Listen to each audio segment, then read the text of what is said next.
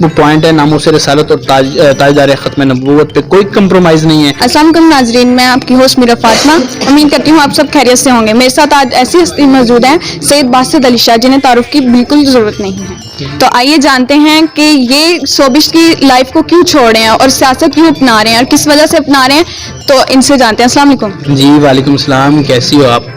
الحمدللہ میں ٹھیک ہوں. دیکھیں شوبز کی انڈسٹری جو اس کو اس لیے چھوڑ رہا ہوں کہ وہ ایک گناہ ہے، وہ کام میں وہاں نہیں کر سکتا. میں سید ہوں اور میرا خون اجازت نہیں دیتا کہ میں زیادہ تر. جب مجھے پتہ چلا، ریسرچ کی میں نے کہ یہ گناہ کا کام ہے، میں مکری نقل لگانا نبی پاک نے منع فرمایا، تو میں اس کام کو آگے نہیں کر سکتا. شوق بے شک بڑی چیز ہوتی ہے کہ شوق میں یہاں تک پہنچا. ابھی بھی میں بہت پیسے بھی کما رہا ہوں اس سے.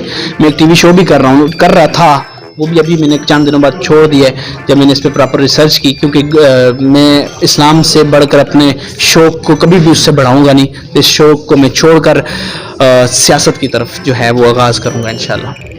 تو یہ سیاست میں بڑے بڑے لوگ کہتے ہیں کہ جیسے عمران خان آیا، جی میں ان اتنے دنوں میں یہ سب کچھ کر دوں گا، میں یہ کرپشن ختم کر دوں گا، اور جس طرح کے لوگوں کے ساتھ زیادتیاں ہو رہی ہیں میں یہ کر دوں گا وہ کر دوں گا. تو آپ کیا کرنا چاہیں گے اس شعبے؟ ہماری پارٹی کا پہلے نام آپ پوچھیں گے، PNP پاکستان نظریاتی پارٹی، اور اس کو ہیڈ کر رہے ہیں شہید سیالوی صاحب، اور ہمارے منشور ہیں. ہم یہ نہیں ہے کہ پہلے ہم بڑی چھوڑیں گے اور بعد میں آ کے کہیں گے اس ملک میں یہ کام کرنا. ہم اس ملک پہ پریکٹس نہیں کر سکتے.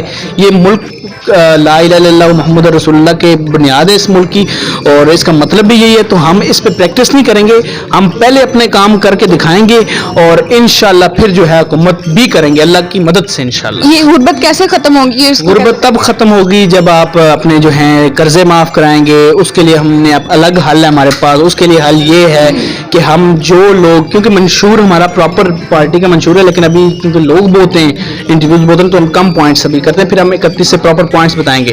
تو منشور بات کر رہے تھے آپ کے قرضے، تو وہ ہم یہ کریں گے کہ اس ملک میں ہر بندہ اس کے لیے رول ادا کرے گا. وہ رول کیسے ادا کرے گا؟ وہ یہ کرے گا جس کی 4 کروڑ سے زیادہ جس کے پاس پیسہ ہے وہ امیر آدمی ہے، اور وہ اگر امیر آدمی ہے اس کے پاس زیادہ جائیدادیں بھی ہیں، وہ تو 4 کروڑ اس کے پاس 7 جائیدادیں ہیں، تو وہ 5% صرف جو ہے وہ ہماری قوم کے لیے قرضے معاف کرانے کے لیے حصہ ڈالے گا. اور جس کے پاس 10 کروڑ ہے وہ 10% دے دے گا. تو میرے خیال میں اکیلا نہیں، قوم کو مل کے کرنا پڑے گا. تو شہید سیالوی میں ہماری پارٹی صرف نہیں، اس قوم کو مل کے ہجوم کی شکل ختم ہوگی اور ایک قوم بنے گی، تب جو ہے غربت ختم ہوگی، کرپشن ختم ہوگی. کرپشن اب کیسے ختم ہوگی؟ باقی پارٹیز جو جتنی بھی ہیں پاکستان میں، انہوں نے بتایا کہ ایسے ایسے ختم کریں گے، لیکن ہمارے پاس حل یہ ہے کہ کرپشن ایک چھوٹی سطح پہ ہے، ایک بڑی سطح پہ ہے. بڑی سطح پہ کیا ہے کہ یہاں جو MPs MNs ہوتے ہیں ان کی باہر جائیدادیں ہوتی ہیں. ملک میں تو پکڑے جاتے ہیں نا، باہر جائیدادیں بناتے پھر نہیں پکڑے جاتے. تو ہم بالکل یہ قانون لائیں گے کہ وہ باہر جائیداد نہیں بنا سکتے، کسی صورت بھی نہیں بنا سکتے. جو 19 گریڈ کا آفیسر ریٹائر ہوتا ہے یا پھر MPs MNs یہ کبھی بھی نہیں بنا سکیں گے. ریٹائرمنٹ کے بعد ان کو سزا دی جائے گی اور ان کے جو ہیں جتنے بھی اثاثے ہیں وہ ضبط کیے جائیں گے. تو یہ ایک پوائنٹ ہے. اس کے علاوہ وہ پوائنٹ ہے ناموس رسالت اور تاجدار ختم نبوت پہ کوئی کمپرومائز نہیں ہے، کیونکہ گورے جو ویسٹرن کلچر ہے وہ ہمیں بتا رہا ہے کہ آپ کے فریڈم آف سپیچ ہے جی، کہ ہمارے نبی پہ بات کرتے ہیں تو ہم فریڈم آف سپیچ ہے. نہیں، وہ ہمارا پرسنل میٹر ہے، وہ ہمارے لیے سب کچھ ہے.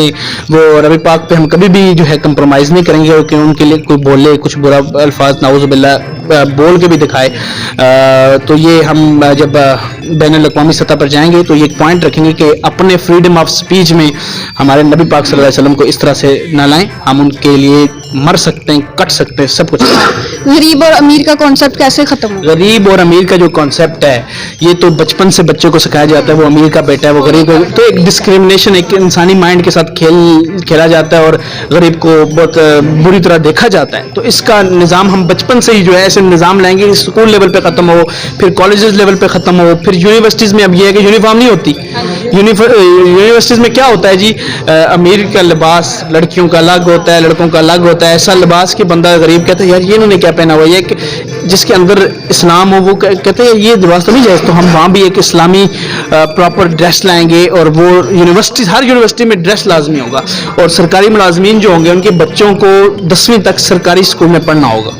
ये कानून होगा, क्योंकि सरकारी मुलाजिम के बच्चों को गरीब समझा जाता है, वहाँ अमीर के बच्चे भी पढ़ेंगे, गरीब के बच्चे भी पढ़ेंगे, और स्कूल का निज़ाम बहुत अच्छा होगा, और वहाँ पर मेरिट पे टीचर्स होंगे, मेरिट पे काम होगा, पेपर्स रिजल्ट हर चीज़ मेरिट पे होगा, और प्राइवेट स्कूल्स का जो ये लूट मार है ये बंद होगा इंशाल्लाह। अच्छा, सियासत में क्या आपको लगता है कि आप कामयाब होंगे इसको चलाने में और इसको करने में? जी इंशाल्लाह मुझे लगता है, वो लगता है इसलिए कि जब आप अल्लाह पे यकीन करते हैं, कोई काम करते हैं तो अल्लाह उसमें कामयाब करता है, इसलिए मुझे यकीन है कि नेक मकसद कामयाब होगा। हम पहले ये कर रहे हैं, हमारी पार्टी PNP और मैं मिल के हम ये कर रहे हैं कि अब देखें, हम ये नहीं है कि हुकूमत में आएंगे काम करेंगे, हम पहले से स्टार्ट कर देंगे। अभी मैं ये कर रहा हूँ कि अपनी वैली के लिए मैं 2 एम्बुलेंसेस, वो उसका टाइम आ गया कि मैं वहाँ पर दूंगा, जिसमें मेडिसिन होंगी। वहाँ पर पहाड़ी इलाका है, वहाँ पर रोड सही नहीं है, वहाँ पर बर्फबारी में इलाका बंद हो जाता है, तो उस पर एक तो ये काम करेंगे, एम्बुलेंस चलेंगी, क्योंकि औरत अगर प्रेग्नेंट हो जाती है वहाँ हॉस्पिटल तक नहीं पहुँच सकती, रास्ते में वो बीमार या कोई इमरजेंसी में हॉस्पिटल तक नहीं पहुँच सकता, तो वहाँ पर एम्बुलेंस उसकी जगह आएगी। तो इतनी 2 तो अभी दे रहा हूँ, इंशाल्लाह ये निज़ाम उस पूरे इलाके में, फिर इलाके से जो है सिटीज़ में आएगा।